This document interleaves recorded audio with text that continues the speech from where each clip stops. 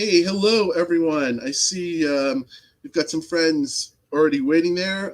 It's what day? It's Friday the 13th. It's August 13th, 2021. It's Friday night.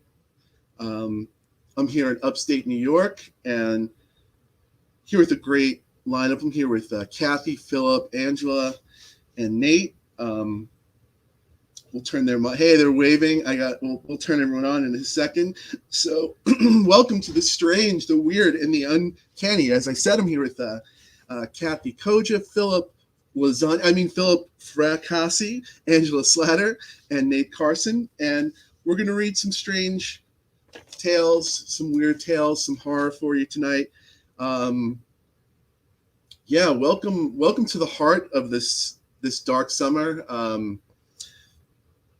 I'm grateful to be here. I'm grateful we're making the progress, but yeah, the heat, the world, it sure got me frazzled. And this reading series and being around everyone here tonight, even in the sound check yesterday, being around all the readers, it's just been fun, and it's just been great. So we'll just say hello to Matt, hello to Vay. Looks like Jason can't be here, but he says hi. Hello to Amelia, who's going to be reading with us next month.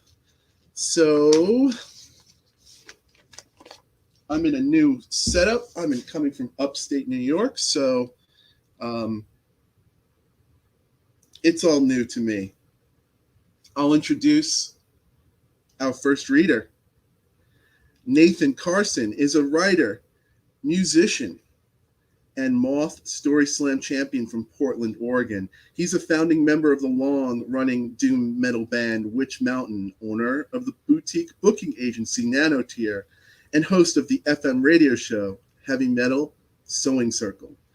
Off stage and on the page, Carson has written articles for Rue Morgue, Nightmare Magazine, Maggot Brain, Decibel, Noisy, Orbits, and countless other outlets. In recent years, he's turned his attention to weird fiction and has since been published in a constant stream of anthologies and magazines. His first standalone book, Star Creek, was excerpted by Vice, lauded by Barnes & Noble, and predicted the Stranger Things zeitgeist. More recently, Carson has been writing comic scripts with a graphic novel adaptation of Algernon Blackwood's The Willows, and is now being used as study materials in universities around the world. His website is nathancarson.rocks. Let me hit his mic. How are you, Nate? Great. Thanks for turning me on, Daniel. I should turn. Yeah, what's that? Oh, it's really great to be in this company with all these awesome authors. So thanks for inviting me. Thank you so much. Thanks for coming. Thanks to everyone for coming. Yeah, I share your enthusiasm, and I'm a fan of all of you here. How is the summer going for you over there? It's been unprecedentedly hot in Oregon. I mean, one of the reasons we live in Oregon is because of the temperate climate.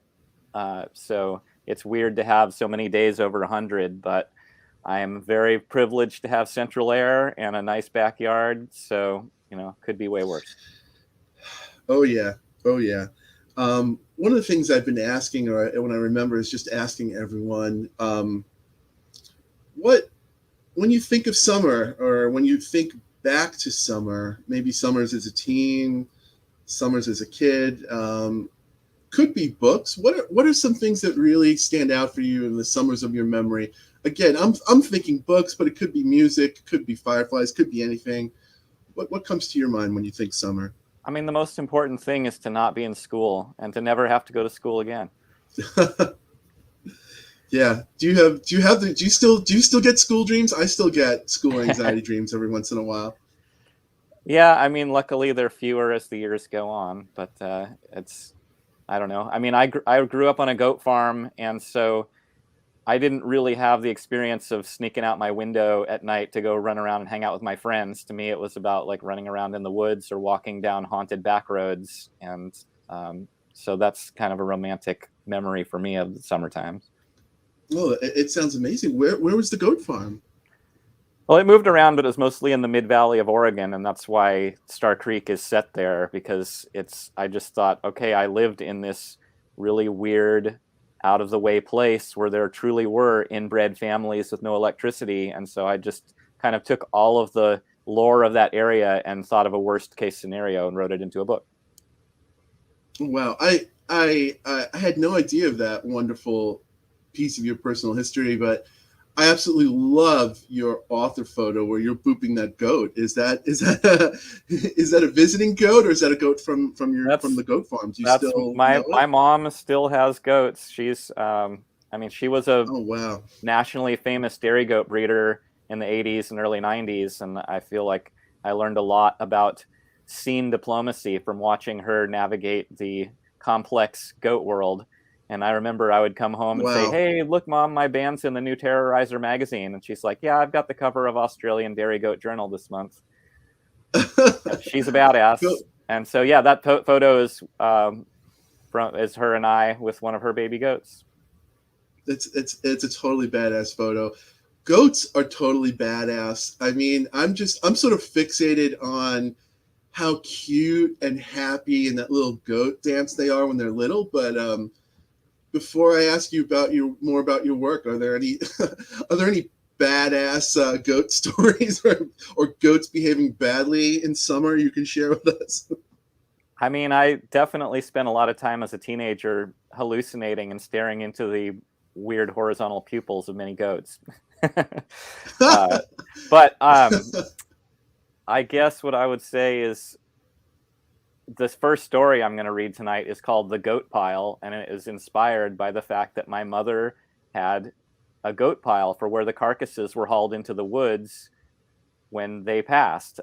She thought it was pointless to bury them because the animals would dig them up anyway. So she basically offered them to the wildlife in the woods. And I was never brave enough to go inspect the goat pile myself. So once again, I imagined what it could have been like and wrote it into a horror story. And that's The Goat Pile, which is coming out, I think, in September or rather soon from Perpetual Motion in their Lost Contact anthology, which I'm really excited to be a part of.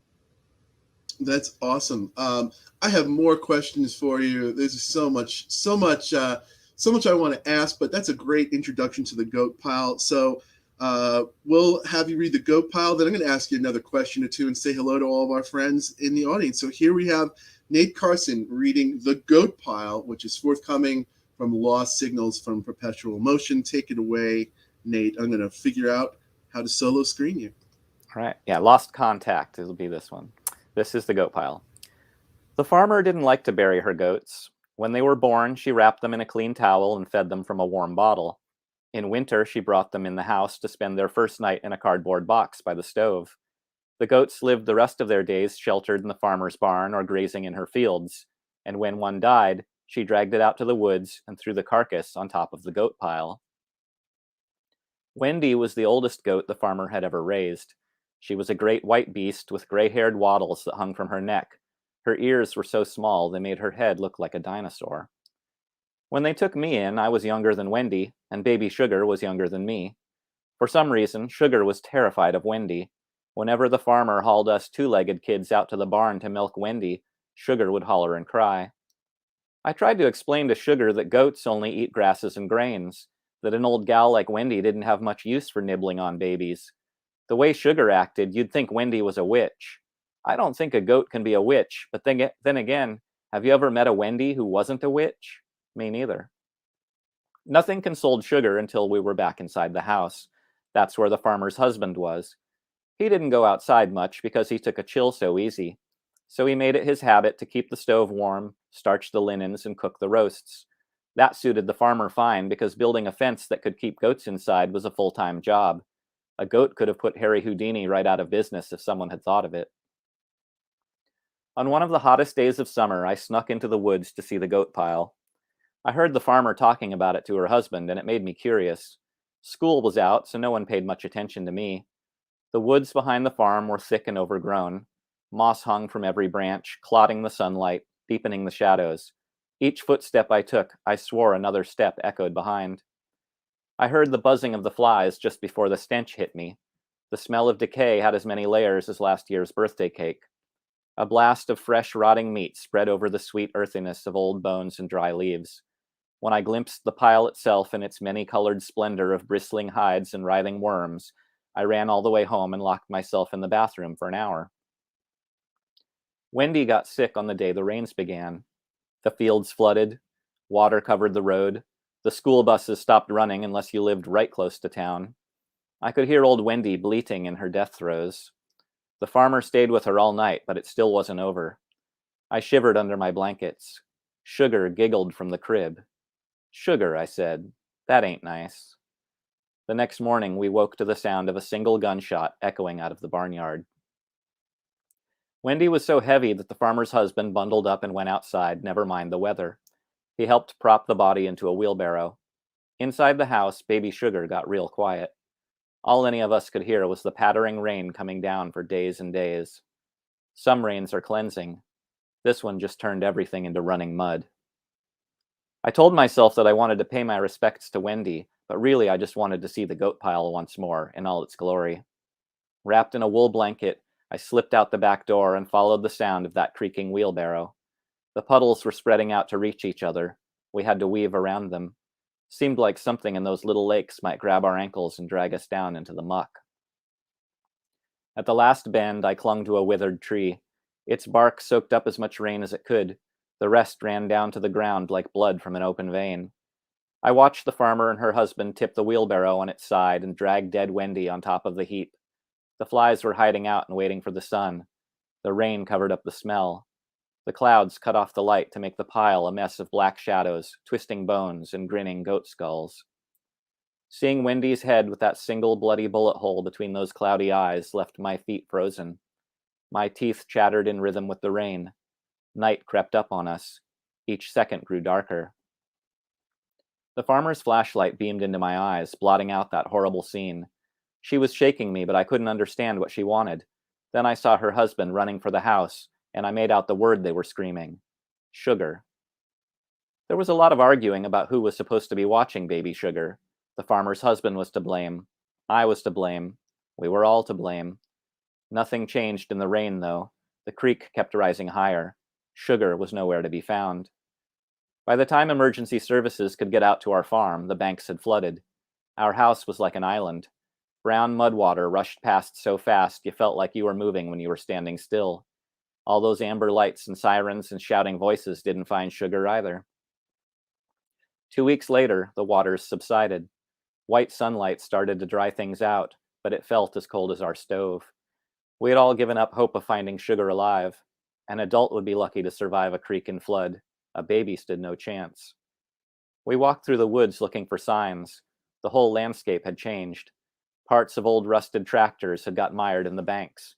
The lower halves of trees were swept clean of their moss, and the goat pile had been dislodged and scattered by surging waters.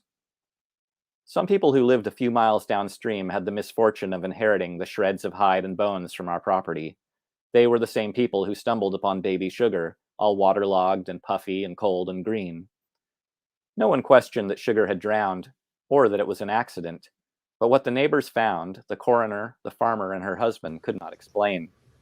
If sharp branches and floodwater hadn't torn a window into the side of that hooved, bloated beast, we might never have spotted those little hands, clinging like a birdcage prisoner inside the ribs of a dead white goat with a single bullet hole between its eyes.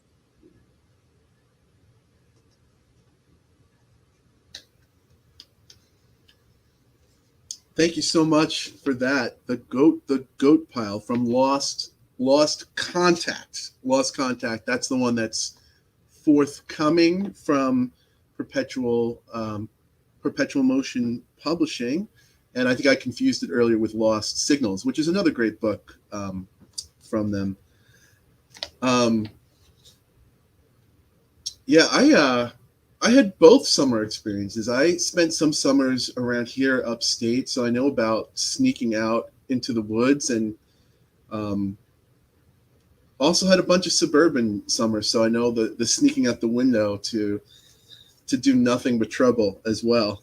Um, you're going to read one more story from us, King C from Forbidden Futures. Yeah, this is a short, very short piece that I wrote. Forbidden Futures is a comic series with art by Mike Dubish, and it was edited by Cody Goodfellow.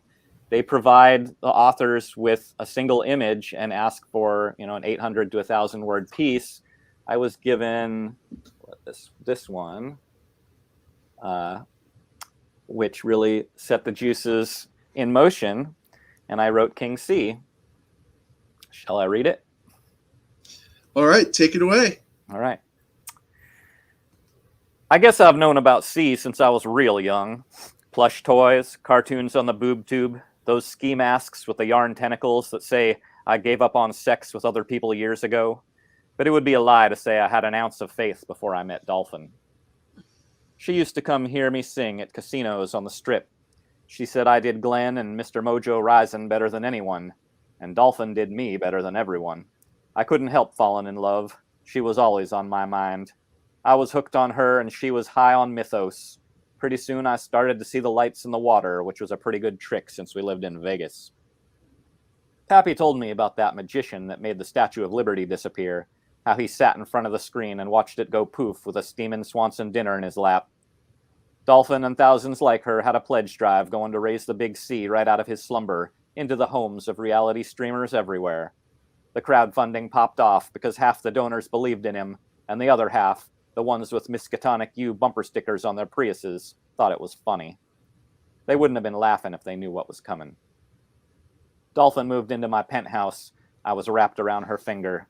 We knew this event was our big shot at those 15 minutes that only come once in a lifetime. Or is it 4 times an hour? I forget. The problem was that everyone wanted that spotlight to shine on them. We needed an edge. Dolphin showed me the ads. Cosmetic surgery was no big thing on the Strip, but a face full of tentacles? Dolphin said I'd give the best mustache rides in Nevada, and I aimed to prove her right. In fact, I have quite a few times, just not with her. We shared a taxi to the clinic, held hands and kissed, ready to take our love and faith to the next level. We walked down the aisle to separate operating tables. It's now or never, she said. I went under the knife with a burning love in my heart, but Dolphin was a hard-headed woman.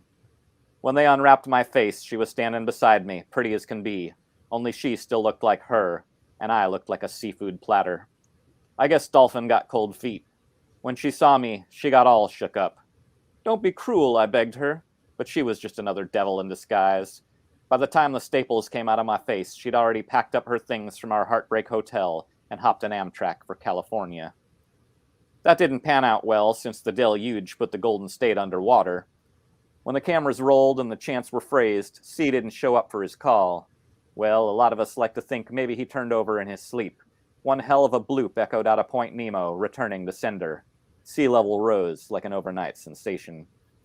Maybe a couple hundred of us had the surgery and made the cut, hand-selected by producers who practically drooled over our extreme makeovers. After the show was over, the sun still shined, the world kept turning. If you think getting a job is hard for someone with facial tattoos, well, let me tell you what a bitch this was. Lucky for me, only a couple dozen of the faithful had musical talent, and we all know that mythos rock is always a pretty limp imitation of the real thing. The only guys that really made a go of it stuck to death metal. That gave me a monopoly of sorts on the blue-haired buffet crowd. My agent helped me distill the mashup, the music of the king and the majesty of sea. It was too dumb not to work. Just when tickets on the Carnival Cruise subs started selling out, Disney California opened up like some bona fide trip to Atlantis. Well, let's just say I haven't collected a fun employment check for a few years. Sometimes when I'm singing Suspicious Minds, I'll look out the bay windows thinking maybe I'll catch a glimpse of her body drifting in that seaweed that sways all dreamlike in the fronds of palm trees lining the ocean floor.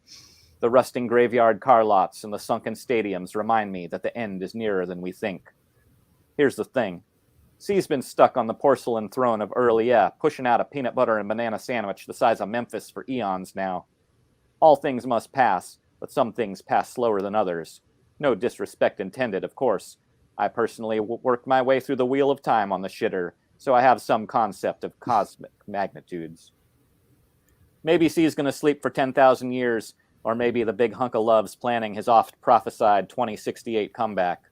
All I know is that somewhere in that Pacific apocalypse is my dolphin, singing the unchained melody that I hear on the crashing waves in my squid-faced jailhouse rock and roll dreams. Thank you very much. Mm. Yeah, I'm unmuting everyone so you could hear everyone clapping. And you could check over into our comments, or our friends and fellow authors are here who I think you've just started a new wave of goat horror, and you've definitely spun me into cosmic horror. Like Wheel of Time on the Crapper is just a cosmic horror image. You've just kind of sent me through the void with that one right there. But great job, Nate. Yeah, I had everyone on mute when I was saying hello. So hello again to Kathe, Phillip, and Angela. Hello again, Nate. How's everyone going? How's it going for y'all? It's drier today than it was yesterday, so that's good. We're surviving. We made it. Thank you all for coming. Again, thank you again to Nate Carson. Yeah, if you want to check out those stories and more about Nate, and if you want to check out more about everyone here tonight, in the events page on Facebook, I posted a bunch of links, so you can check them out there. I put Nate on solo there. Meanwhile, I'm going to mute everyone up again, and we're going to stick around, everybody. I think we'll have some time. We can throw some questions to our gang at the end if we have time for that. But let's introduce our next reader. Kathe Koja writes novels and short fiction, and creates, directs, and produces immersive events. Her work has been multiply translated, optioned for film, and won awards, including the Bram Stoker Award, the ASPCA Henry Burr Award, Gustavus Myers Award, the Locus Award, the Spectrum Award, Parents' Choice Award, and ALA Best Book for Young Adults. She was a finalist for the Philip K. Dick Award and World Fantasy Award, and her most recent project is Dark Factory, which is here from Meerkat Press. You can find her website at KatheKoja.com, and that's you just see that in the link there. How are you doing, Kathe? I see you've sprouted horns since I've last seen you, have. perhaps. I wasn't going to talk about it, but they're pretty obvious. So it's the devil horns in the room. How can I know, right? You have to talk about the devil horns in the room. Actually, he is part of he was part of an installation / performance event that I did in the very beginning of 2020 called "The Future is Fun." And we did know it was ironic. We knew that we didn't know it was going to be this much fun, but it took place in a gallery. Face? No, I like having his horns. Okay. I had a sneak peek of his face. He's just the horn pointing to fun right now. I know, and actually the fun sign was from "The Future is Fun" too. So it was it was a pretty epic evening. So. And he references the Minotaur as well, who is always fun because he is a one of a kind creation. But you mentioned we were talking backstage before we got started so he's from The Future is Fun. But was he a precursor, or does he appear again in your latest multimedia project, Dark Factory? Yes, he does. Actually, he's kind of the shakedown horned deity for Dark Factory. There's a character in the narrative, in the story, who he's a DJ, and at one point he uses a horned mask during one of his performances, and things get pretty wild. And so that's kind of where that feeling, we have all been in that situation in a club or at a party where the music and the energy reaches kind of a crescendo and it takes everybody with it. And so he just takes it that one step a little further. He's that character that's there when, that point in that night where, all right, this night is where going shit there. Just gets sideways, but in a good way, but it gets very sideways. Yeah. So. Oh, great. And actually, listening to Nate read made me, in tribute to Baby Sugar, I decided I wanted to change the story that I'm reading tonight to a story from the same collection, from Velocities, out from the mighty Meerkat Press, to a story called Mighty Baby. Meerkat. To Baby. Oh, okay. So yeah, I like the themes that just like the zeitgeist, they just sneak up on us. I right. think we're heading for a goat theme tonight. Last month it was horse graveyards. Who knew? All five of us had something in horse graveyard.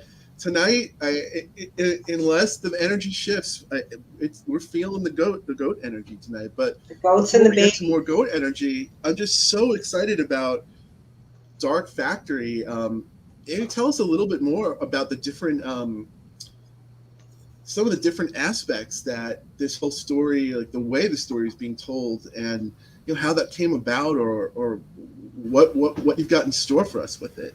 It's crazy pants. It is the most crazy pants thing that I have ever worked on. It started life as a novel, and it took me about a year to understand that it needed a format that I had never worked in before, and it needed to get bigger. So that is why there is darkfactory.club, which if you go there now, the story, the narrative, the whole Dark Factory has already started there, and you can start knowing the characters, and I'm there, and Meerkat has so many plans for how large and fun this fiction experience is going to be. We want to do something that people who, like when you watch a show, you watch a series, and sometimes you just want to watch all of it and hear all the comments and like go to the Reddit, and that's what this will be like. You do not have to partake of all of that if you don't want to, but you can, and it's there. And we will also be inviting immersive participation from folks who want to.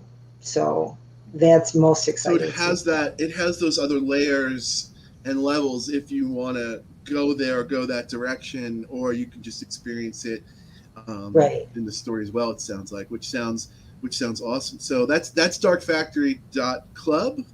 Yep. Okay, cool. Well, we're looking forward to checking that out. But before you go into, you're going to hear you read from Velocities. But I wanted to ask you about, do you have any quintessential summer memories, summer reading, summer stories of horror or wonder from your life that you want to share with us? Remembering summer, especially as a young person and especially as a child, it always felt like it was an endless place. Like the school and the normal things stopped, and maybe you would go on a family vacation and maybe you wouldn't, and maybe there would be long stretches of time where it seemed like you were doing nothing, which I look back on now and go, oh God, if I could just have one day that was a long stretch of time with nothing in it. But it was very much a feeling of endlessness and of a horizon that things were going to happen, but they hadn't happened yet. And that's really well put. Yeah, I like the way you said it, even with the horizon, but that feeling of endlessness, that resonates with me as well. I mean, it's so hard now to achieve, capture, return to that, both as an adult, and then I'm obsessed with how to capture it as a writer as well, both to possibly too impossible or some high bars to achieve. Where did you spend your summers? What were some things that you did besides demonic DJs taking you to the next level? I remember an experience of endlessness that I had in the summer that I have never forgotten was going to the edge of Lake Michigan in extremely dark and still night, and hot and still, and going to the edge of the water, and the sky and the water were the same color. Everything was this perfect, endless black. And you could hear the waves coming in, very quietly. But part of you was thinking, this is literally where everything stops. This is where the world actually does have an edge, and you have just found it. And it was about as magic as a moment can be. It sounds amazing. Cool. So we'll move to Summer. We'll turn it over to you. You're going to be. I think you introduced it great. Your last minute change over to Baby from your collection Velocities, and we're gonna send it over to you. Take it away. Okay. Yeah, this is from Velocities. It's called Baby. It's hot in here, and the air smells sweet, like incense. I love incense, but I can never have any. My allergies, right? Allergic to incense, to cigarette smoke, to weed smoke from the grill at Rob's Ribs. So goodbye to that. No loss either. I hate this job. The butcher's aprons are like circus taunts, and these pointy paper hats we have to wear. Smoking specialists. God, they look like dunce caps. Even Rico looks stupid wearing one, and Rico is hot. I've never seen anyone as hot as he is. The only good thing about working here besides Rico is hanging out after shift up on the rooftop where everyone jokes and flirts, and if Rob isn't paying too much attention, me and Rico shotgun a couple of cans of Tecate or something, and then I lean as far over the railing as I can, my hands gripping tight the metal, pressing cold through my shirt. Sometimes I let my feet leave the patio just a few inches, just balancing there on the railing in thin air. And Andy always flips when I do it. He's all like, "Oh, Jenny, don't do that. Jenny, you could really hurt yourself. You could fall." "Oh, Andy," I always say. Andy's like a mom or something. It's only gravity. Only 6 floors up, but still, if you fell, you'd be a plate of Rob's Tuesday night special, all bones and red sauce. Gross, right? But I love doing it. You can feel the wind rush up between the buildings like invisible water, stealing your breath, filling you right up to the top. It's so weird and so choice, like the feeling I always got from you, baby. It's kind of funny that I never called you anything else, just baby. Funny that I even found you up there in Grammy's storage space or whatever it's called when it's not really an attic, just big enough to stand up in, boxes piled everywhere. Mostly all I'd found was a bunch of games with missing pieces, Monopoly and Clue. I already had Clue. I used to totally love Clue, even though I cheated when I played sometimes, well, all the time. I wanted to win. There were boxes and boxes of Grampy's old books, doctor books. One was called Surgical Procedures and Facial Deformities, and believe me, you did not want to look at that. Anyway, I found you, baby, stuffed down in a big box of clothes, cut down skirts of fancy dresses and old army uniforms with steel buttons. At the bottom of the box were all kinds of shoes and satin evening bags. At first I thought you were a kind of purse too, or a bag, all small and yellow and leathery. But then I turned you over and I saw you had a face. Right away I liked touching you, your slick wrinkled skin, bulgy glass eyes, they look like glass, and fingers that could open and close.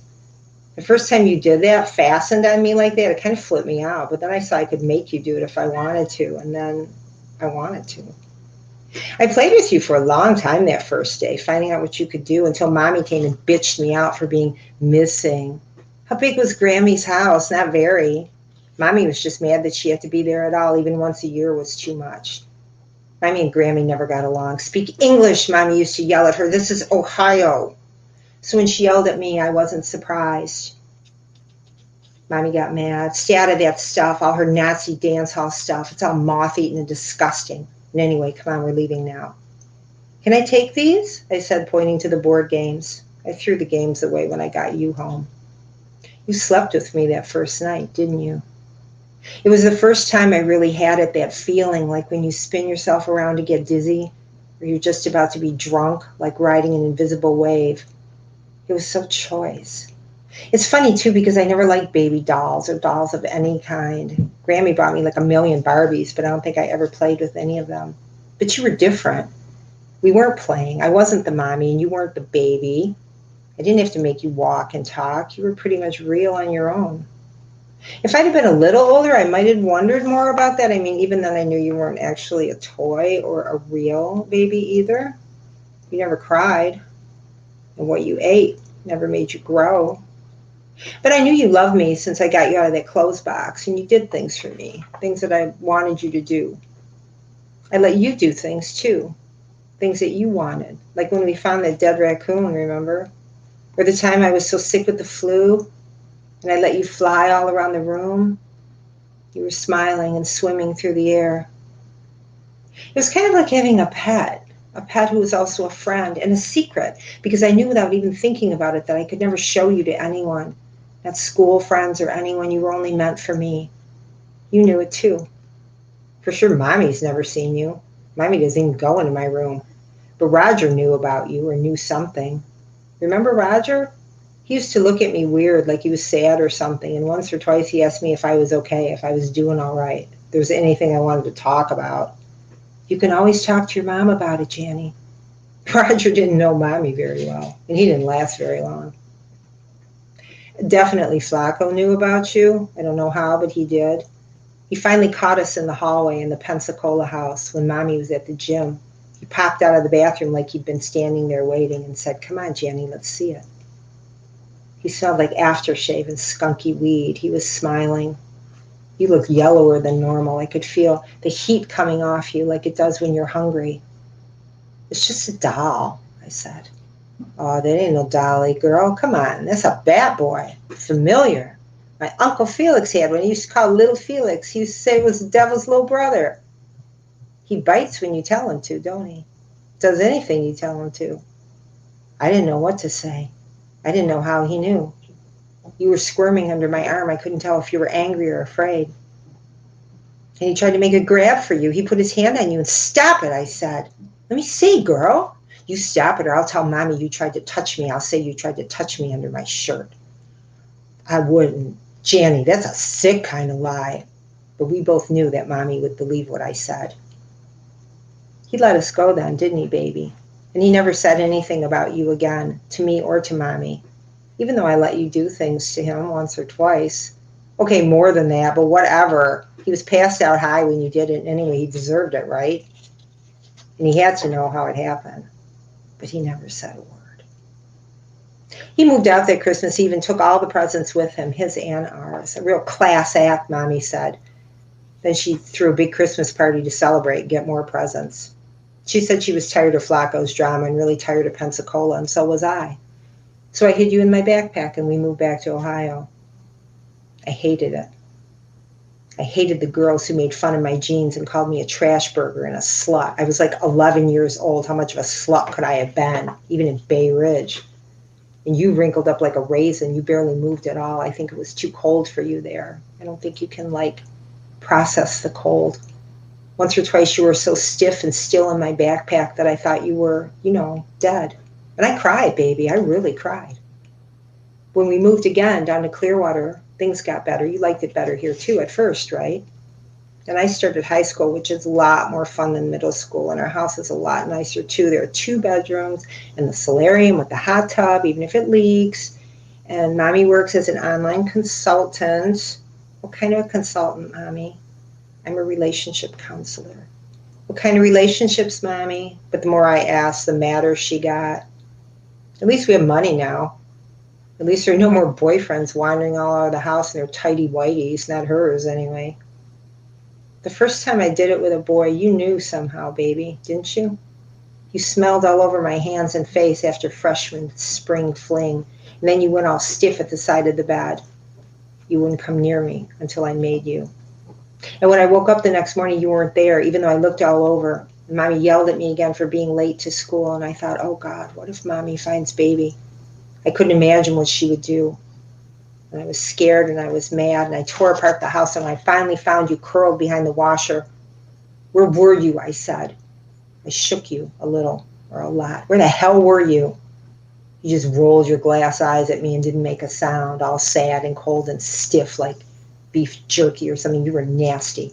So I stuffed you into the old backpack. I threw you in the back of the closet, and I almost didn't let you out.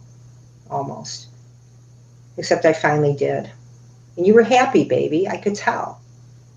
After that, no matter what I did or who I hooked up with, or even if I didn't come home all night, you never ran away again. I knew you needed me then more than I needed you. And I realized I didn't really need you that much at all. But that was going to happen anyway, right? Because really, the older I get, the more I can do for myself, and the less I need the things that you can do. And the things I can't get, you can't get either. I mean, I'm not going to send you in the liquor store, right? And even even the fastening on, even though we still do it and I still like it, I can get to that place without you now. Driving really fast or drinking or smoking, it's mostly the same feeling. Not as pure or as good as with you, baby, but I can be with other people when I get it. Like Rico. I told Rico about you. I didn't plan to beforehand, but I did. We were in the storage room. We were supposed to unpack the napkins, but we were joking around and flirting, and I wanted to stay that way, the two of us alone together. I wanted to show him that I'm different from those other pervy night shift girls. I wanted him to know something about me, so I told him about you. At first, it seemed like he was impressed. Whoa, that's some crazy shit. How'd your grandma get something like that? She was like in a war or something? Her Nazi dance hall stuff. That's creepy to think of, actually. I never really thought about where you came from or where Grampy got you or who might have made you or whatever. You weren't born like normal, that's sure. You saying the doll's alive, Jamie? For real? Not alive, but he moves around and everything. You should see when he eats. Rico was smiling, but I couldn't tell if he thought it was cool crazy or weird crazy.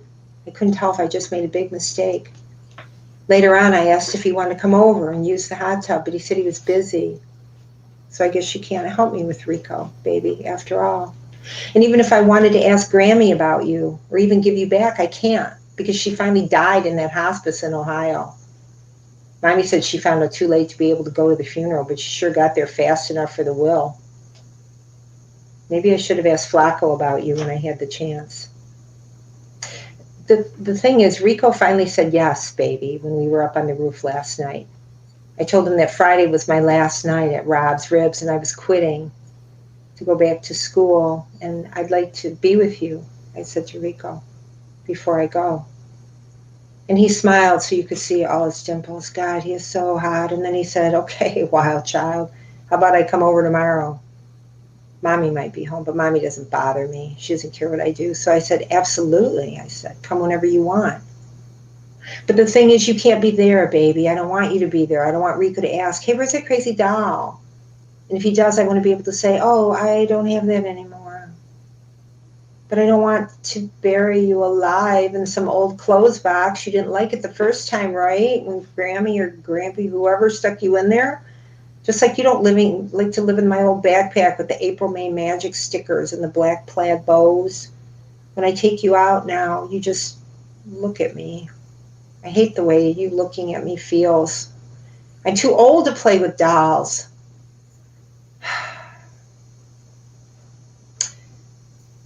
I wonder if you knew. That's why I let you fasten on last night for one last time. You seemed so happy to get out of that closet and the backpack, to be close to me again. I take you out again to say goodbye. But if I look at you, your sad glass eyes, then I won't do it, maybe. Maybe. But I can't keep you forever anyway, and Rico will be over tonight. They keep the smokers here at like 350 degrees. It can go a lot higher, a lot hotter. I bet it won't even hurt. The smoke smell is everywhere, digging a barbed wire itch in my throat. It makes me cough. Afterward, I'm going to go up onto the roof and lean over the railing, let my feet dangle and feel like I'm flying, and crying for you and for me. Because I am crying, baby, just a little, because I'm going to miss you a lot.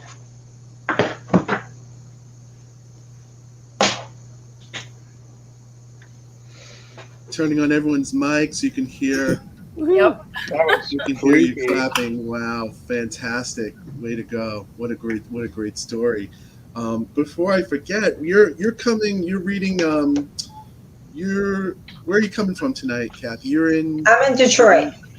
Okay, and I'll ask you this, and I forgot to ask Nate, so I'll go back to him. I'll ask everyone. Do you have a local bookstore where if someone is looking for velocities from the Mighty Meerkat that they might be able to check it out locally? Yes, there's a bookstore within walking distance from my house called Toad Vine Books. Oh, okay. Toad Vine Books. That's where So if you're in Detroit, check out Toad Vine Books. And Heck yeah. Nate, I wanted to ask you: do you have a local or an indie bookstore that you prefer, or where they Sure. can I mean, I check have out? most of the books that I'm in. I have personal copies. Like people just want to email me directly. Like that's always great. But I'm Sure, obviously in Portland, where Powell's comes from, and Powell's has been really Powell's. good to me. So it's Okay, hard not to great. think of them first. But I also want to give a shout out to the Book Bin out of Salem and Corvallis, because I that's love the book bin. yeah. Obadiah Baird, if I'm saying his name And correctly, when the I book was bin. 18 and dropped out of college, my first job was at the Book Bin in Eugene. They put me in charge of science fiction, horror, and art, and $5 an hour never felt so good. Wow, wow, that's great. Thank you again to Kathe and to Nate for your readings. I'll Tough day mute for everyone babies. up. Yeah, I, I just do not. I just racking my mind. Do I have goats behaving badly and dolls behaving badly stories? There's no way I'm going to be able to top that. But before I read a little something for you, just want to let you know, for those of us who may be joining, or if you're checking this out on archive, this is the strange, the weird, and the uncanny, number 3 of 4 of this strange summer reading series. You're on the Daniel Braum YouTube channel, so you could check out the previous ones and some other content on this channel. Subscribe if that's your thing. Hope you'll join us next month. Next month is going to be Friday. Wow, I better make sure I get that date right. But next month we're going to be having Scott Nicolay, Matt Bartlett, Amelia Gorman, and Sarah Reed. And I'm not sure of the date. I think it's Thursday. Actually, it's Thursday, September 22nd. Same bat channel, same bat time. Yeah, here I was planning on reading for you tonight. I wanted to read from a story called Between. No, I can't. I'm so heat frazzled. I can't even get anything right. Between Our Earth and Their Moon. It's from my collection, Underworld Dreams, but I don't even have it with me. It's on my mind because the character Nate Ben Gurion shares a name with one of our readers tonight, at least the first name, is in my novel that's forthcoming next summer from Lev Press. So it's on my mind, but I'm not in my home environment, which is okay. And thankfully, I have my. So some of you may have heard this little excerpt before. I am going to read from Underworld Dreams for you right now. It is an excerpt from the short story that starts off the collection, How to Stay Afloat When Drowning. So you can find it in Underworld Dreams. It's also, I was fortunate enough to have it reprinted in Ellen Datlow's year's Best Horror of the Year, Volume 12. So I'm going to just read a little bit from that right now. It's a self-contained little passage. The main character in that story is he's a guy who's made a vow to never leave sight of land anymore, and this is just a couple of pages as to why he's made that decision. So here it is from How to Stay Afloat When Drowning. The dock where I spent so much time with Nina isn't far from here. Salt air smells the same 10 years on and isn't easily forgotten. I try to conjure the feel of her hand against mine. I'm not sure which memories are of real sensations and which are just fabrications dulled by the years. Wind, rustling, the seagrass brings a sense of vast open stretches of sand back to me. The night bird's honking cry echoes over the water. The ocean breeze has tussled Nina's black bob into a wild tangle, framing her sun-touched face. I can smell her last cigarette, though she swears she's quit. She leans in and rescues our melting ice cream cone with a well-timed lick, followed by a big sloppy smile that transforms her. She ceases to be the depressed soul who thinks and talks so much about art school but never paints. I no longer see the streetwise girl running away from school, from the city, from what she calls conformity and everything. But instead, she is an ethereal, sensual, carefree being here, watching the waves and afternoon surfers with me. Me, the would be surfer who's never stepped on a board.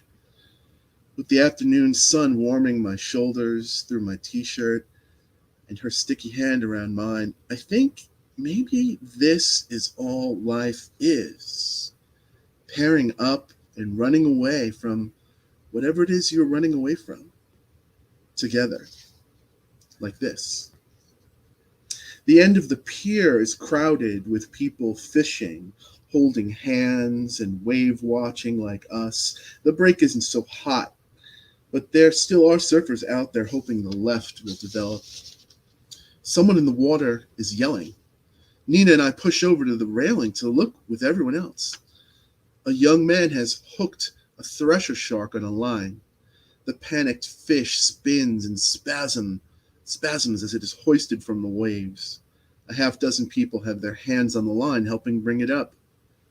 The shark swings and manages to smash itself onto one of the concrete support pylons. The people pull and bring it up all the way to the rail. A woman leans over it and gets her arms around it. Someone holds her waist and pulls her in. The crowd grabs hold of the shark, lifts it over the rail, and drops it on the pier. It flops and twists, its open mouth revealing a maw of dangerous teeth, and the steel hook that snared it protruding from its lower jaw. No one wants to go near it now. A widening circle of space forms around it as everyone backs up. The woman who first grabbed it emerges, brandishing a baseball bat. Her blow connects with the shark's side, right under its dorsal fin. It flips, landing on the steel hook, driving it deeper. The woman slams the suffocating thing again. Then the mob is all over it. This isn't fishing. This isn't protecting anybody. Our ice cream splats onto a puddle of blood and salt water. The shark is beaten into an unrecognizable shape. I realize Nina has never seen tears in my eyes. In the chaos of kicks and bat swings and skin and scales, it dawns on me we're drowning. We're drowning here. Let's go, Nina says. I'm with you. No, I mean it. I mean, let's really get out of here. Anywhere you want, I say. Anywhere at all. The silver setting reminds me of a wave curving around the small blue opal and two tiny diamond dots. The plan is to ask her to marry me at the lodge at night after we see our first fishing bat. Maybe I'll draw a bat while I'm down here, Nina says, all the bouncing on the dreadful road making her voice vibrate funny. The awful bus ride doesn't dampen her spirit, and she kisses me as we lug our bag from the bus stop to the shore. The roaring ocean and clean air are so welcome. We're warned by the two boatmen not to go in while we're waiting for all the passengers. After 10 minutes or so, they decide there are no other passengers. There's water in the bottom of the wooden boat. The older man pushes off the beach and jumps in. The boatman on the motor guns it as we crash through the wave line. The boat catches air and lands with a heavy thunk. The older boatman leisurely bails water with half of a plastic jug. We motor to the estuary at the mouth of the river, which is the only way to the lodge. Swells lift and drop us. I don't like the look of the waves we're going to have to pass through, nor the way the boatmen are bickering in Spanish. It's rough, the younger boatman says to me. We may have to go back and try again tomorrow. But it's almost dark. Where are we going to stay? Don't sleep on the beach, he says. The sandflies are not very nice. The men speak to each other in Spanish. We're going to try? I ask. The boatman guns the engine. I grasp Nina's hand. The water on the bottom has soaked our packs. The older boatman is bailing in earnest now. A big swell lifts and drops us. We spin and wind up with our port side facing land. The boatmen yell at each other as the boat is dragged along parallel to shore. Waves hit from all sides and the water fills up faster than the old boatman can bail. Can you swim? The boatman asks. What's happening? Kiss your wife and pray. The older boatman stops bailing and throws a small wooden crate overboard. Then a full jug of something. Motor fuel, maybe? Then a bag of oranges. He has fished out of the calf deep water. He grabs my pack and I stop him. We watch the jettisoned stuff spin away in the current. Large, dark shapes are moving beneath the surface. I spot a lone dorsal fin heading towards the crate. Nina is perfectly calm, though she is squeezing my hand as hard as can be. Behind her, a big wave is coming up on us, sideways. Her look of resignation inspires a burst of sadness and anger. The boatman guns the engine. The wave slams us. We're soaked, but somehow we don't go under and emerge from the blinding spray, shooting towards the shore. The sweet woman who runs the lodge escorts us to our cabin, which is on a secluded rise nestled into tall palms at the edge of the rainforest. Through the big window taking up most of the far wall, we can see the water that almost dragged us down. There is an assortment of pots and pans, a hairdryer, a small electric radio, towels, a flashlight, and a can of bug spray lined up on the counter next to the sink in the kitchen area. A thick extension cord runs through the front window, bringing power. The shower runs on rainwater. We thank her and flop our bedraggled selves onto the big bed. When the woman leaves, Nina cries softly. We fall asleep in our soggy clothes, the distant sound of waves, no comfort. We wake in the night. The waves have quieted, the tide has receded.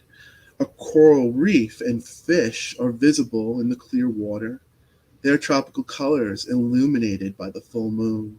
The balcony outside the window is bigger than my apartment. A metal tub, a coal grill, and bucket are the only things on it.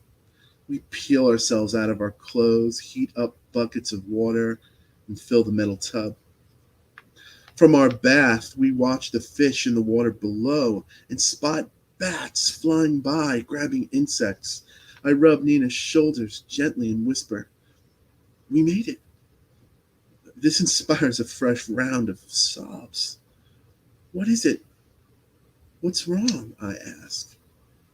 People don't get it. Get what? They don't understand the only thing that's real is how we treat each other. Nothing we do is going to be remembered. Nothing, I say, comforts her. After an hour, I decide to trek down the cliff to the main area to see if I can find ice cream or anything that might bring cheer. I return to the cabin and notice the big window is open and the power cord is running through to the balcony. Nina stopped sobbing. I don't like the low-pitched buzz coming from outside. Nina? She's motionless in the tub. Her head's tilted back, staring at the sky with that same awful resignation that came over her on the boat. I'm confused at why the cord is out here until I see the submerged hairdryer. A blue arc jumps from Nina's bruised skin, joining the pink and orange bolts that crackle over the water every second or two. The awful sound is coming from the radio floating by her feet. The reek of ozone and burnt hair hits me, and I understand that what she has done was no accident. I told myself a lot of nevers that night. Never leaving sight of land is the one I've kept. I must not have truly meant the rest. I spot the woman from the bar on the bend of the dark road up ahead. I walk faster and try to catch up. So that's the little excerpt from Underworld Dreams, How to Stay Afloat When Drowning. I don't have I don't really have a local bookstore that I feel great about. I won't badmouth them, but there's a lot of great, I do love yeah, oh my God, the local bookstore is like, they do bad things to indie authors. Bad things. Nothing to do with goats, though. But I do love the Book Bin in Salem, and I love the Green Hand bookstore in Maine. And you can, if you're into indie stores, I'm sure both of those will get books your way. And Underworld Dreams is out from. Oops, we lost somebody. Is out from Let's Press. So while we wait for, we're not going to wait. Oh, let me add Nate back as I mute everyone up again. And I'm pleased to announce our next reader. Angela Slatter is an Australian writer of dark fantasy and horror. Her latest publications are the gothic fairy tale novel All the Murmuring Bones from Titan, and the Mosaic collection, The Tallow Wife and Other Tales from Tartarus Press. She has won a World Fantasy Award, a British Fantasy Award, a Ditmar Award, 2 Australian Shadows Awards, and 6 Aurealis Awards. She's also the author of the Verity Fassbender Urban Fantasy Supernatural Crime series, Vigil, Corpse Light, and Restoration from Joe Fletcher Books, and 10 short story collections. She has a PhD and teaches for the Australian Writers' Centre. Her next book is the Gothic novel Moorwood, and her website is angelaslatter.com. How are you, Angela? It is absolutely great to have you here all the way from coming from Brisbane. Am I correct on that? You are correct, and I'm already on the 14th. So, my Friday the 13th is on. I'm in winter. Welcome to the future, Americans. We're coming to you from the future. And it all went fine, guys. It all went fine. So it's going to be okay. Not. I'm laughing because I can't tell you how it is here. I was going to ask how's Brisbane. I know. So you're heading down the decline to winter. If you guys have it backwards, so not backwards, just opposite of us. Yeah, we've and Brisbane, 20 degrees is winter for us. So if it gets down to 10, then we're all just frozen. But yeah, it's we've probably got another couple of weeks of the cooler weather, and then it'll start feeling like spring. Yeah. Yeah, Kathe and I were talking before we came on. I'm just like, we were just lamenting, or at least I was lamenting. I'm just like, what I used to do as a kid will just kill me now. I'm like, not even as a kid. When I've been to Australia, I've been to Brisbane, and I'm not sure I could survive now. I mean, just Australia is just like I'm like, I'm not even talking about like box jellyfish or all like the excellent ways to die. I'm like, I think Brisbane, I would just drop dead from having to deal with the extremes. I would also drop dead with joy because I love Brisbane. I think it's a fantastic city, and it has fantastic people and fantastic authors there, such as yourself. And the book that you're going to be reading from is from another fantastic author who's also a publisher. Peter Ball is a writer there. And so this is, can you say the full name of it? It's Winter Children. Oh, no, this is the Red. Oh.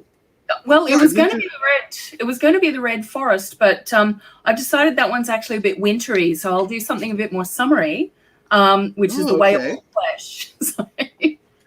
Okay, great. We're keeping. I like that we're mixing it up, but yeah, I definitely wanted to mention before I have other questions for you that I just wanted to mention Brain Jar Press, and that Winter Children and Other Chilling Tales is from from Brain Jar Press, because it's a publisher that it's a little bit new, and we Americans here might not have heard of it yet, but I just want to say that they really are doing great work, of course, including your book, but they're also doing other great Australian writers. And I think one thing that Peter and his press specializes in that I've noticed is there's great, you've worked at the Australian Writing Center. I think Peter has a connection with there. So there's a lot of great books of advice. If there are people out here who are looking, if you like books on writing, if you like great writing, check out Brain Jar Press. But also, if you're looking for a book on writing, some of your favorite authors have. Oh, okay. There's one there. Excellent. Yeah. Oh, some great writers, including you. I didn't even realize that you had one. Pick that book up. Writers out there, you would. Another one I want to make sure I don't forget to mention as well. One we have here in the chat, J.S. Brukelar, who is a. I know. Hey, how are you? And I know. She's writing from Australia now, and is it okay if I mention that you two are going to be collaborating? Can I say that? Yeah. Yes, we've got. I just did. Yeah. Yes, but it's just between us five. Yes, yeah, we've done a novella together called "A Holy Darkness," which is on my queue to edit and to go over. So when I fit that in the schedule, then it'll sort of start the round of submissions. Yeah.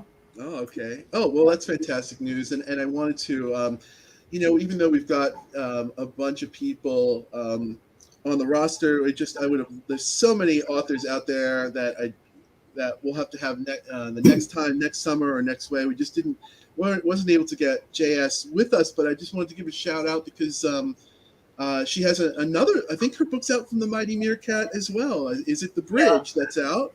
Okay, so just want to shout out. Oh, Angela is prepared. I'm not that prepared. I know it's around somewhere, but I can't remember where. No, I'm gonna have to fail on that one. We'll just say it again. The Bridge from Meerkat Press is out there. So where did I wanted to ask you, where did you spend your summers, some of your formative summers as a child or as a teen? And if you have any, they don't have to be about goats or dolls. Please feel no pressure, but some summer memories from the other side of the world. I have no stories about goats, but I do have strong feelings about them. I think they're the perfect creature because when they're little, they're so cute. They're impossible.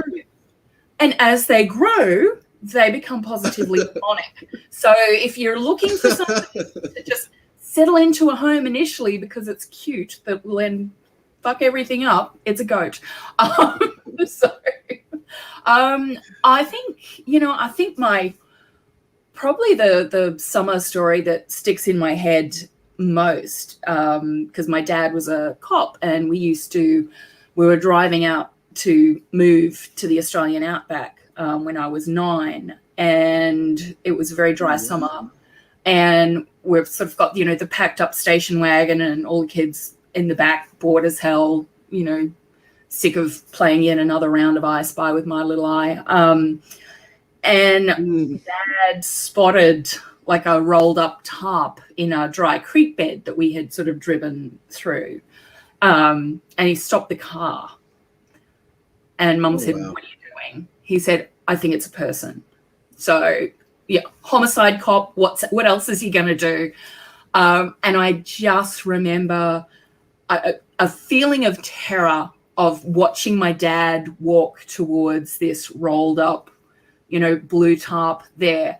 And it was an old swaggy, walking around the country, run out of water. So we left him with some water and that sort of thing. So it was okay, but still that probably explains a lot about my writing. That moment of terror from seeing Dad walk across, this dry creek bed. It is probably something I'll write about one day, but I haven't quite got there yet. So. There you go. That's my happy yeah. summer story.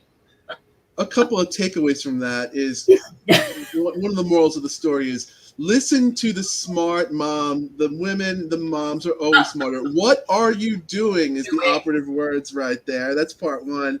Part two is obviously like, yeah, if there's any question about why and how you are who you are, there's the evidence right there. Like but yeah, I mean, I'm so glad that it didn't end in an encounter with death, but even just the apprehension of that, and I'm not sure I was in the same place, but I've seen some of those places, and just the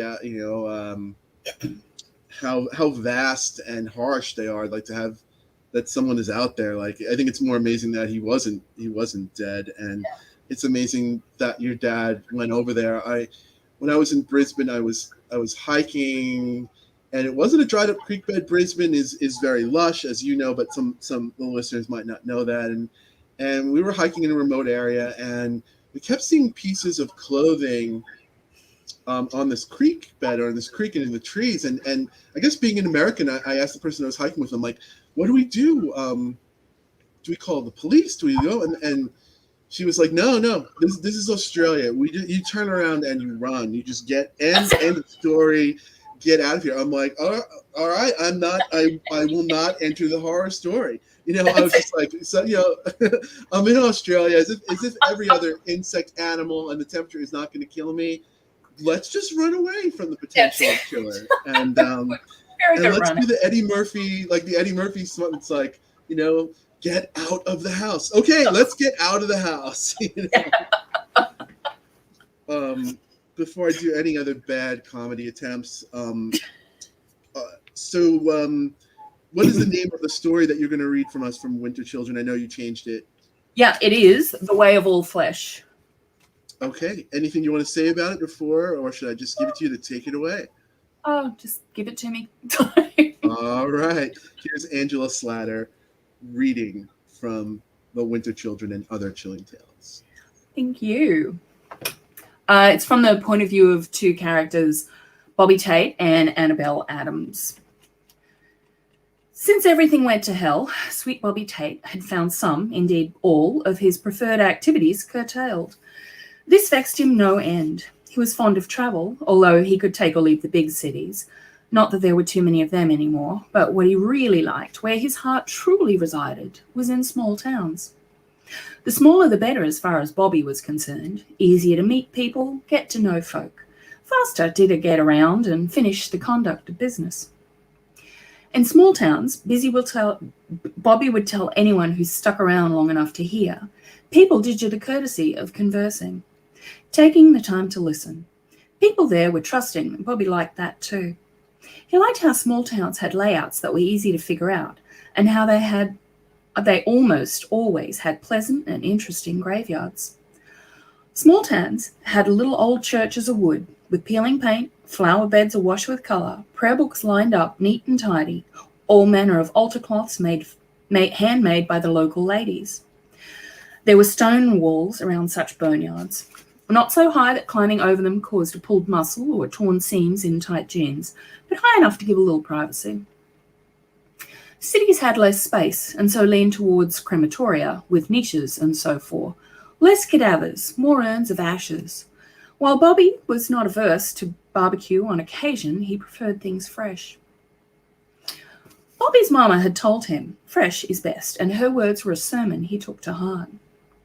She didn't get out much in her later years, and she hated travelling as much as her boy loved it. She looked forward to his visits, though, hearing him tell of his adventures as he crisscrossed the great nation like some latter-day Johnny Appleseed, sowing darkness wherever he went. The last time he dropped in on her, before the world had started to fall apart, he'd found her still and cold in her easy chair. No more cosy chats and homey wisdoms, no more games of cheating chess, and the loss hit Bobby hard.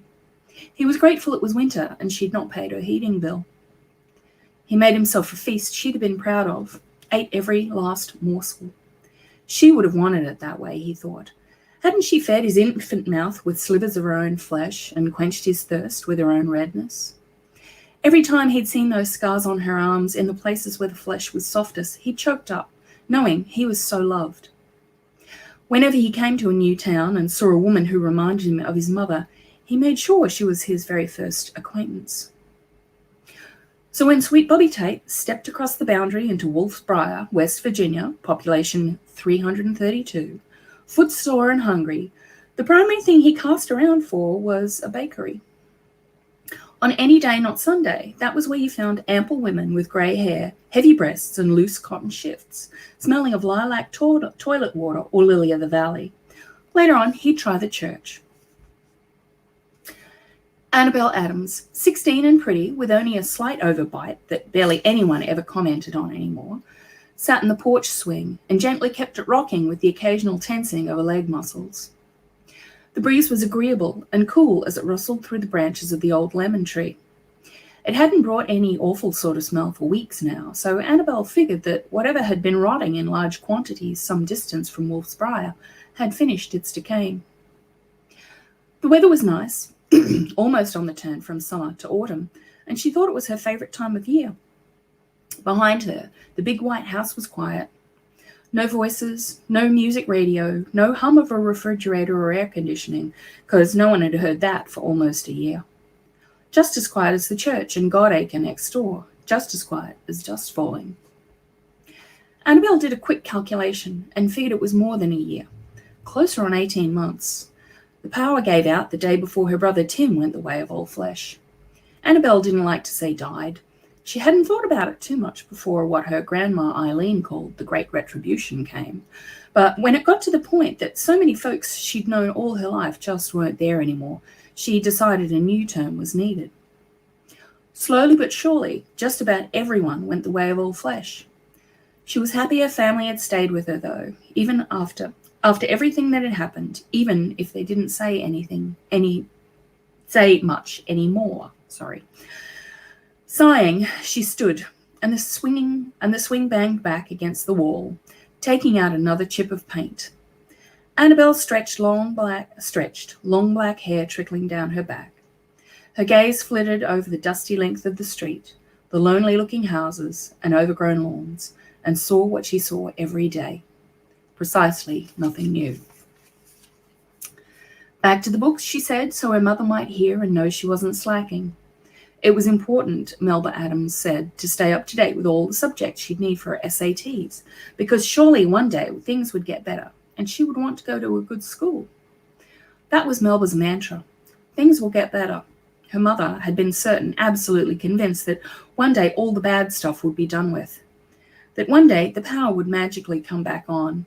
That they'd get something more from the landline than petulant silence. That their mobiles would once again start pinging signals from towers, and hallelujah, the tiny gas station at the end of Abel's Road would be pumping petrol into all the SUVs currently standing idle in people's drives.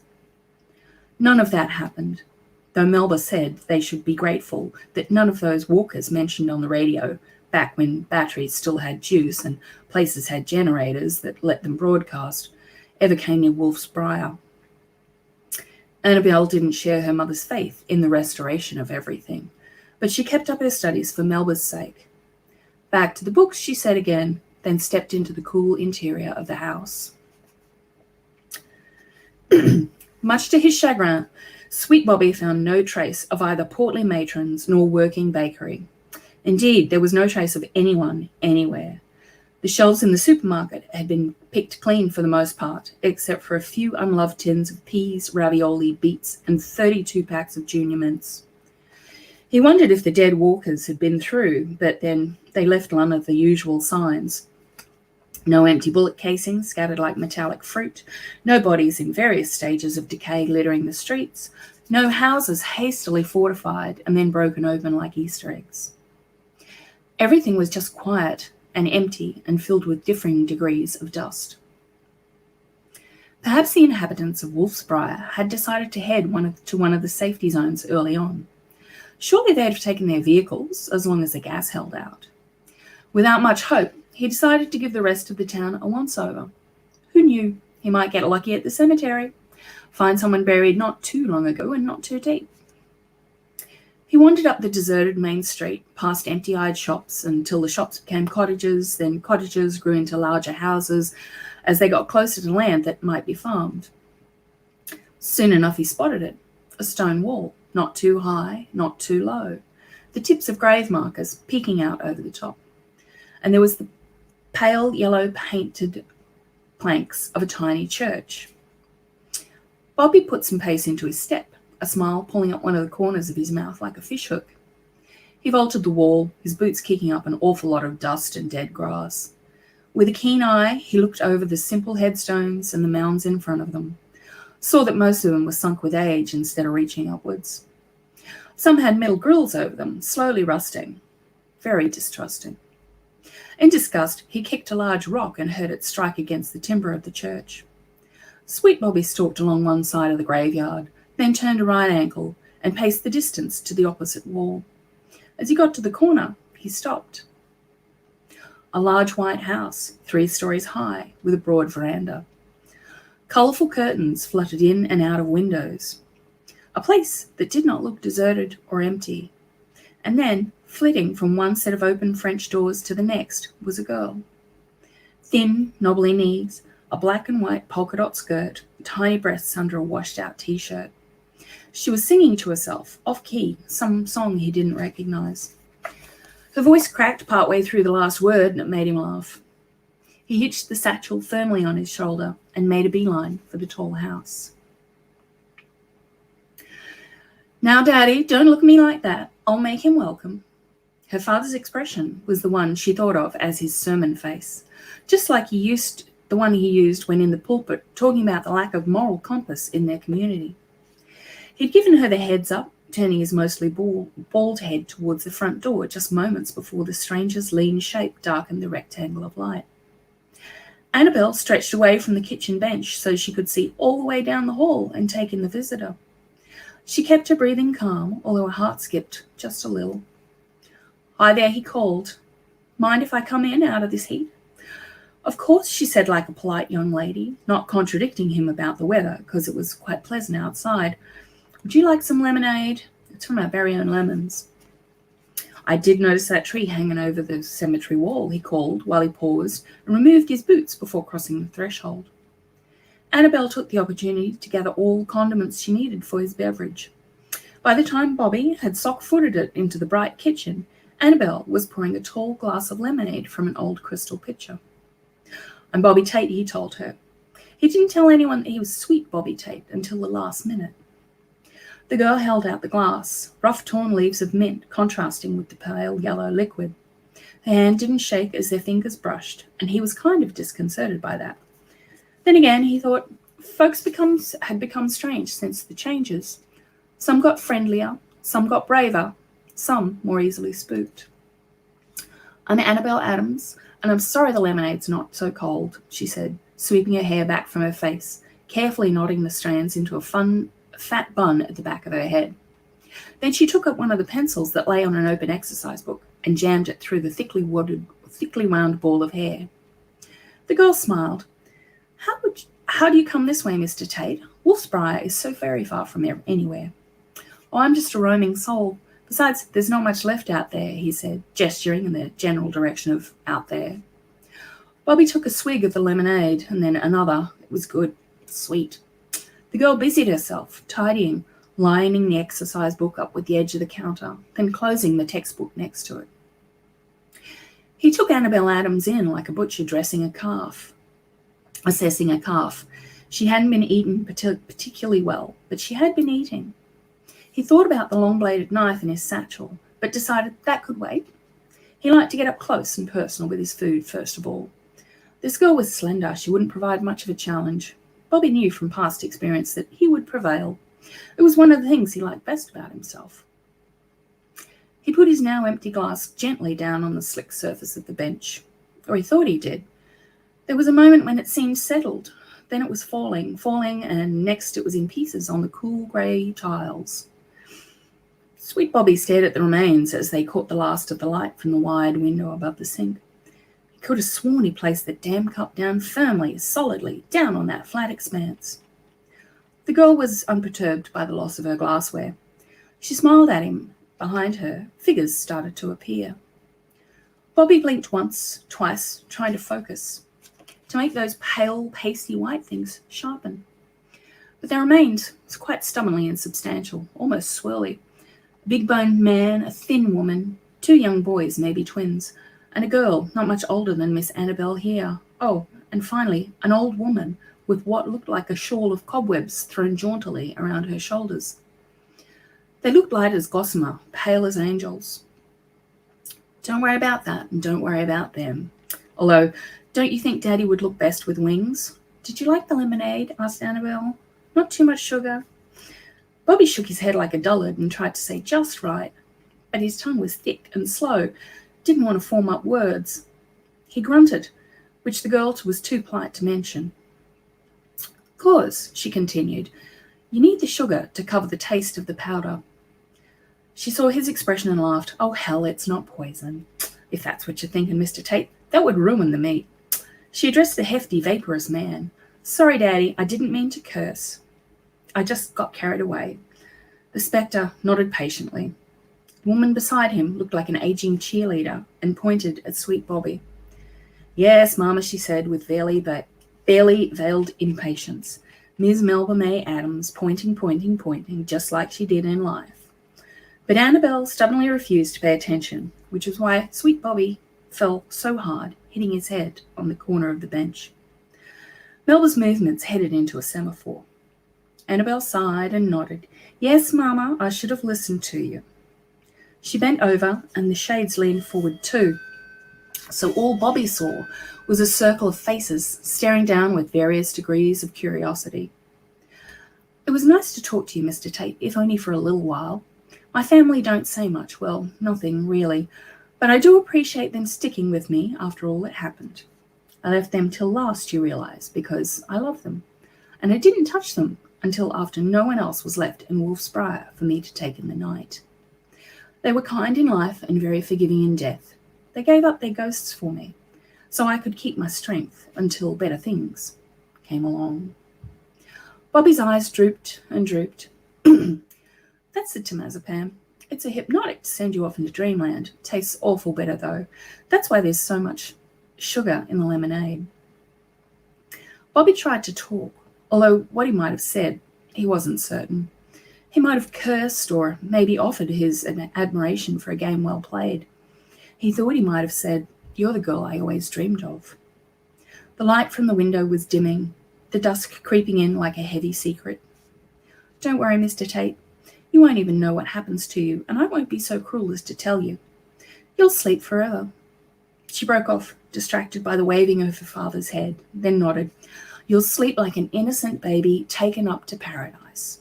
Now, isn't that the best gift anyone's ever given you?" She smiled, and as he drifted off, Bobby heard Annabel Adams' final word on the matter. "He shouldn't have thrown that rock and made all that noise." Her family nodded in agreement. "Nice round buttocks, juicy and firm. He'll keep in the cellar with some salting and drying. I'll get a year off of him if I'm not greedy. Yes, Daddy, I learned that lesson. Going to be heavy, though. Pity none of you have the wherewithal to help me." And because the words had lost all meaning for him, they sounded to Bobby's drowsing ear like the sweetest lullaby in the world. Thank you.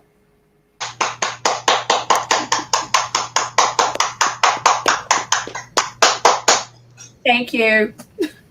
Now I'm hungry.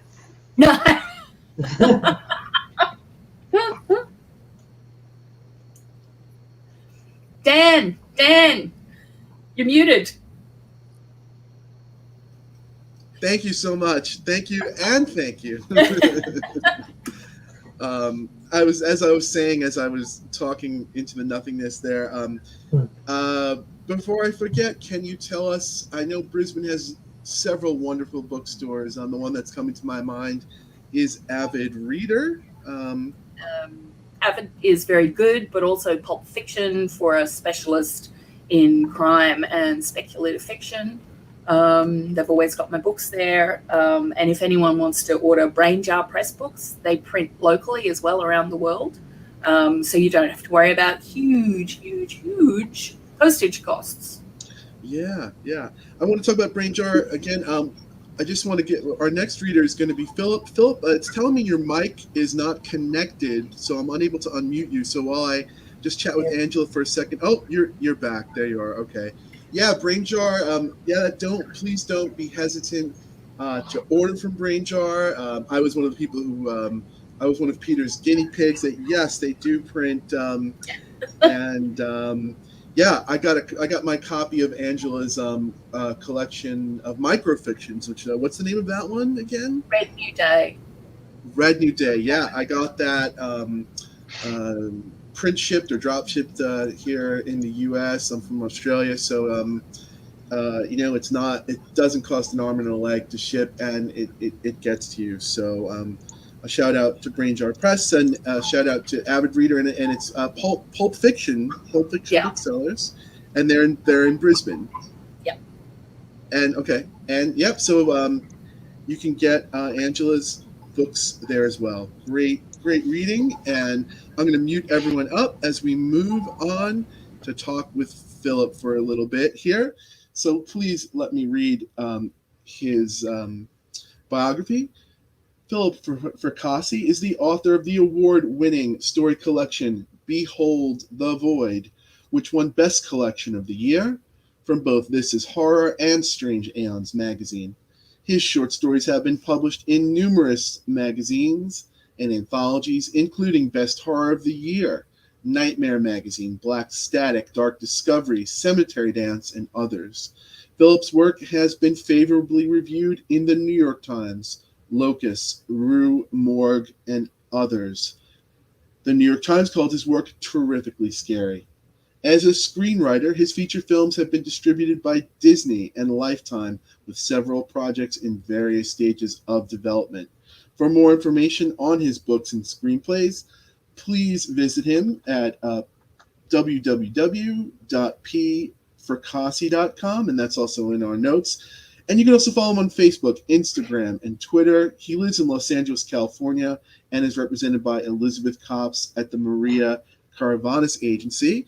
And before I forget, I just want to add to that bio that I know, Phillip, first of all, how are you doing? And I know your latest Boys in the Valley, we got to add to that. And that's coming, what's the name of the publisher that's coming from for pre-order right now? Yeah, Boys in the Valley is being published by Earthling Publications. Okay, great. And that's open. We can pre-order that one now? Yeah, you can pre-order it now. There's 500 copies in the edition. And I think there's last we checked, I think there's a little over 100 left. So yeah, you can, it's coming out. This is the cover. This is the arc. So this is not the final cover. This is the paperback advance review copy. Glenn Chadbourne did the cover art.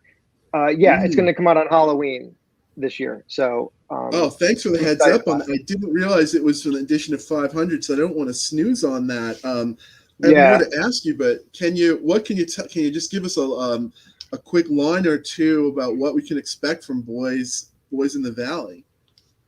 Yeah, so would be my first published novel.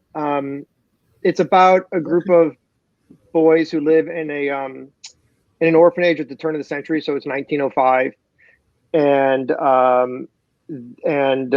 they're kind of in a remote rural area of Pennsylvania, and it's a hard, life being an orphan in those days. And the orphanage is run by a group of priests, and one night they get an unexpected visitor at the orphanage, who carries with him an evil, we'll say, that permeates some of the children.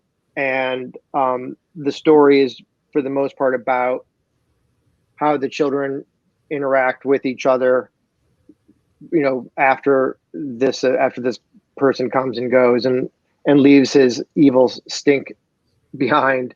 And it's pretty dark. It's pretty terrifying. The early reviews have been good. Publishers Weekly gave it a really great review, so that was nice. Yeah, I'm very excited for it to come out. So hopefully folks will pick it up. Yeah, I'm excited too. And now that I know that it's limited and the clock is ticking, I know what I'm doing a minute after I log off here. I'm going to get my copy coming my way. So congratulations on that it's being on the great reception, and congratulations that it's your first novel. I'm still excited about the book that you're going to be reading from tonight. Your most recent short story collection is called Beneath a Pale Sky, and that's you got a copy of that to hold up for. It's a beautiful, Yeah. haunting cover. Look at that. Beneath a Pale Sky. You're going to be reading from that in just a bit. Yeah, highly recommend that book and all the books from our readers tonight. Before we talk about the work, can we and Boys in the Valley? It just sounds horrifying, as if being an orphan in a den of priests isn't bad enough. It just sounds Right. absolutely Yeah. riveting there. And you're not that old, so hopefully that is not you're not drawing on true life experiences there for that one. But I do want to ask you about your true life summers. Where did you spend your summers in your formative years? What summer reads or what summer memories really say summer to you from that time? Right. Well, I grew up near Kathe. I grew up in just outside Detroit, Michigan. Yeah, my summers were pretty average. I was, it was street hockey and summer camp, and and Michigan is a big lake state, so a lot of our summers were, we bouncing between different lakes and water skiing and what we call tubing, which is getting on an inner tube and getting pulled by a speedboat. So that was kind of, I was a big water sports guy in the summers back home. So haven't done it much, since then, but I really have fond memories of that. And I would say the summer reading experience I remember the most is probably reading The Talisman for the first time when it first came out. I think I was like 14, and I remember sitting in my room like it was yesterday with that hardcover book, in my lap and reading that story. And I think I read it twice over the course of one summer, and that's kind of one of my favorite books ever because of that, because it's such a great childhood memory. So, and I recently read Black House, which is sort of the follow-up that Stephen King and Peter Straub wrote, and I really enjoyed that book a lot. That's a great book, but it was a certain charm to The Talisman at the time, and that was different than a lot of the other stuff I'd read. So I really enjoyed it. Yeah, I was a little bit older when I came to The Talisman, and I agree. It is such a wonderful book that has something really unique about it. My endless summer book was, I had got a copy of The Stand from my mom from the supermarket checkouts at around that, probably right as you were reading The Talisman, I was reading The Stand. So Stephen King and summer, it goes so well together. Yeah, I agree. Yeah. Black House is a really good book. It's a really interesting book. I'm a huge fan of The Dark Tower, so I always tend to focus on the bit that it plays with The Dark Tower, but I tend to forget the other aspects that are in play with it there. Yeah, it's a pretty wild book. I mean, yeah, it starts a little slow, but once it gets going, man, it's a lot of fun. Yeah, that's not a dirty word for me. I mean, if you say it starts a little slow, I mean, you've got my interest. You've got my interest there for sure. What can you tell? Congratulations also on Beneath a Pale Sky. It's great to be to be a Left Press author with you. I know Behold the Void you can also get from Left Press now as well. What can you? I know you're going to be reading from Beneath a Pale Sky in just a bit, but what can you tell us about? What was it like working on the new book, or what's one thing that you'd like to tell our listeners about the new book? Well, it was an interesting time because I started with a different press, and Behold the Void was actually first published by a different publisher, and and I had to actually kind of go through. I kind of had a bit of a heartbreaking start to my horror writing career, which is I published my first book, and then about a year later, I realized that it wasn't working out with that publisher, and I had to get the rights to that book back and take my first book out of print, basically. And it was a hard decision to make, but it was the right decision. And so that was Behold the Void, and then Behold the Void sort of skipped. Went to Lovecraft Easing for a hot minute, and then ended up over at Lethe with Beneath a Pale Sky. So, and Steve also, Lethe Press also published a novella of mine called Saculina. So, which is right here. It's kind of a scary guy in the cover. Yeah, I've really enjoyed working with Steve a lot. It's been a great experience. And hopefully we'll get to do something else together in the future. Beneath the Pale Sky is, it's a combination of early work. By early work, I mean stuff that I was writing around the same time period I was writing Behold the Void, which is not that, when I say early work, you guys are going to laugh. I'm talking about 2015, 2016. And they've only been doing this for about 5 years. So, and then obviously some new work that hasn't been published yet. So it's a little more experimental, I would say, than Behold the Void. I was feeling a little more confident, trying some different things. And it's probably a little more epic, I would say, than Behold the Void. Some of the first, there's 3 basically short novellas in Beneath the Pale Sky, all of which are pretty epic, I think, in scope. And so far people seem to really enjoy those stories. So the reception's been great. So yeah, so far it's been a great experience. Oh yeah. Oh, yeah. You said a lot of things. I'm glad you said in there. I mean, I'm glad that your books have found their good homes. I'm glad that you mentioned that. Yeah, it is a tough decision. It's a topic for a whole other podcast, a whole other day about when things like that go south and then getting it back on track. But shout out to Lethe Press, because yeah, my experience with Steve Berman has been great. He made Underworld Dreams a better book, and finishing up the final edits on the novel that's coming out. So Steve's a great editor, and he's doing great work. So it's great to hear that other authors are having the same great experience. But we're going to turn it over to you. You're going to be reading any introduction to Soda Jerk. I believe that's the one you're reading, or just take it away, Phillip. Yeah. So I'm going to read just a couple pages from Soda Jerk, and the setup on this is that a young lady moves to a new town called Sabbath, and a local teenager comes over while she's moving in to her house and offers to give her a tour of the town and some of the highlights of this new town. And she'd moved from a big city, moved from Chicago, so it was very foreign to her. And so they went to Sabbath Lake and they looked around there, and it was sort of creepy. and now he's taking her elsewhere. And the point of interest for some people with this story is the part I'm going to read actually ties into this novella, which I have coming out from Strange Eons, called Commodore, which is basically a prequel.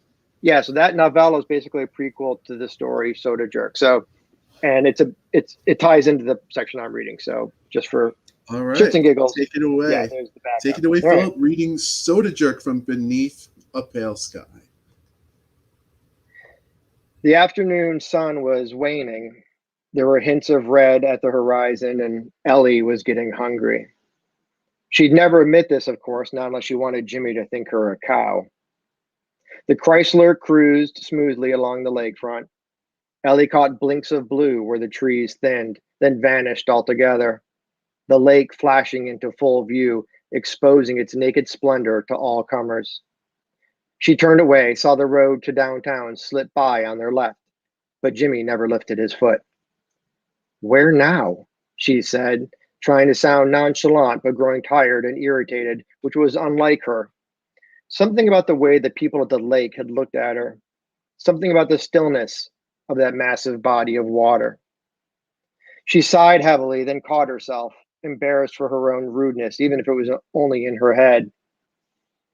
But Jimmy just turned and smiled at her with those brilliant teeth and sparkling eyes. We're heading out of town a ways, then we'll come back. Hit Main Street and grab a bite to eat. Sound good? Sure, she said, watching the white dashes of the road slip beneath them like Morse code, snatched up by the powerful engine. S-O-S, she thought, for no good reason at all. She saw it from the distance. Drab heaps of metal columned against the horizon, an expanse of disproportionate to her reality as the lake was. A large, surprisingly clean metal sign was strung up by heavy chain between two wooden posts the size of telephone poles. Jimmy slowed the car and turned to go beneath, stopped in the shadow of the creaking sign overhead. Riley's, she said, looking up to read the name printed in large yellow letters against a rust-red metal backdrop. Yup, this is one of our star attractions here at Sabbath, Jimmy said, humor in his voice. Folks come from miles around to visit Old Man Riley's, check out the soaring vistas, explore the rugged terrain, search for buried treasures. She looked at him, gawping. His face stayed rigid for a moment, then he burst out laughing, and she with him. Ellie fought to compose herself, but Jimmy was busting more than one gut at her reaction. But it's a junkyard, she said, too loudly, her laughter spilling out among the words. Yeah, sure it is, but what a junkyard. She opened the door of the car and stepped out, looked at the seemingly endless acres of piled cars, ambiguous metal scraps, toilet seats and bicycles, at things so rusted up and run together it was nearly indistinguishable where one thing ended and another began. Good Lord, she thought, how does a small town accumulate so much garbage? The flattened cars were stacked 40, 50 feet high, the mountainous heaps of debris at least half that and twice as wide.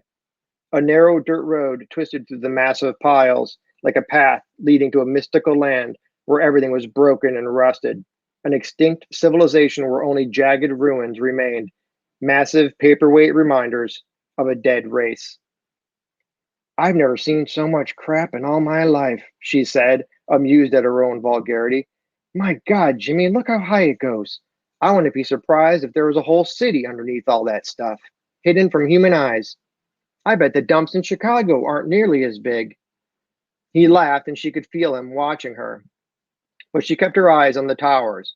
A wonderland of shit, she thought, keeping that vulgarity to herself. You know, there's a story, he started, then stopped. Well, it's going to sound crazy. Tell me, she said, not knowing, not really, whether she wanted to hear the story or not. It's kind of an urban legend, he said, that there's a car down there, way deep in the yard, sitting all by itself. An old Ford or something. It's rusted right through, big holes in the roof, in the hood. It's got wheels but no tires, and it's missing a door, and all the glass is broken out. But what's really weird is the car's color, as it first was, I mean. They say it's painted a bottomless, empty black, dark as outer space. He paused as if reflecting. The kids like to say that car was built in hell. Crazy, right? Geez, she said, scanning the piles of cars. What's really scary about this car, he continued, even though it's junked and old and useless, well, it said that anyone who dares sit inside of it. She looked at him, eyes wide. What? His smile was amused, but his eyes had that hard look again, the look of ice so frozen it could never be thawed. He stepped behind her, lay his long fingers over her shoulders. They never come out, he whispered into her ear as she looked down at the broken towers of metal, the vast field of a used past. A few kids have disappeared over the years, he said. More than a few, actually. And lots of us hear rumors about dares and stupid stuff like that. Stories about how kids like to go into Riley's to hunt for that car, dare each other to sit inside and see if anything happens. And something must have happened, right? Something pretty terrible. Because those kids, the ones that went looking for that old rusty Ford, the ones who found it, who sat inside, they never came back. Not ever. Ellie noticed the reddening sun peek at her through the columns of junked autos and suddenly wanted to cry. An ache had settled into her guts like a cancer. She didn't know why. Maybe it was the thought of those kids who had disappeared. Or maybe it was just hitting her full force that this was her home now, and these were the highlights. The day was almost gone, and what had they made of it? A creepy lake and a haunted junkyard. She wondered if she'd ever be happy again. Say, I have an idea, he said, breaking her train of dark thoughts. Jimmy, let's give it a try. She spun to look at him, saw his wide grin, his flickering eyes, his sculpted hair coming loose. A greasy strand hung over his face like a scythe. Try what? To find it, he said, grabbing one of her hands so tightly she winced. We can try and find the car together, see? It's like a portal, you know, he said excitedly, his words pouring out of him in a rush. Like a doorway between this world and another, only you can only go one way, or maybe not, but maybe when you come back, it's another time. The future, maybe, or the past. We'd leave and maybe never come back, not ever. Can you imagine, Ellie? Ellie could imagine, and more than ever, she wanted this day to end. She pulled her hand away, not as forcefully as she might have, but enough to wipe the smile from his face. Jimmy, you're scaring me. She turned away from him, looked down at her shoes. What a mess, she thought. Oh, come on, Ellie, I was just joking, he said to her bowed head, and she thought he sounded sincere enough. She felt hands rest lightly on her hips and pushed down the rising thrill of his familiarity. He turned her to face him. It's just a dumb story, okay? I was only fooling around. She nodded, but said nothing. Couldn't meet his eyes. Tell you what, he said brightly, let's get out of here. We'll head back to town, get some food, then I'll take you home so you can get your room set up before bedtime, okay? She was hungry now and getting very tired. I guess, she said. Good, he said, sounding relieved. Then come on, there's one more thing I want to show you. She followed somewhat petulantly, but was glad to go. She twisted her head for one last look at the junkyard, squinted at a dark shape hunched atop a stack of faraway cars. She imagined wings wider than the car it rested upon unfurl from its core and spread against the backdrop of hazy red sun before the dense shadow dropped away, disappeared into the eroded world beyond. How strange are the shadows here, she thought, then settled into the warm seats of the convertible, reminded of the fabled old Ford that made children vanish, a doorway to other worlds. That's it.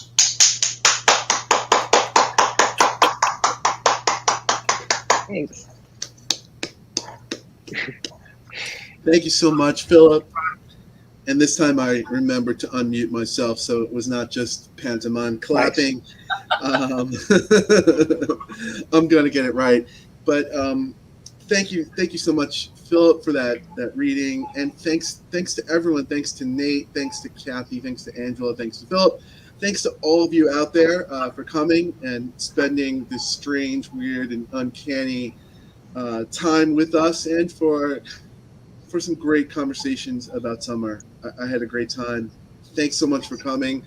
And we'll see you as summer wraps up next month in September 22nd. We'll be back.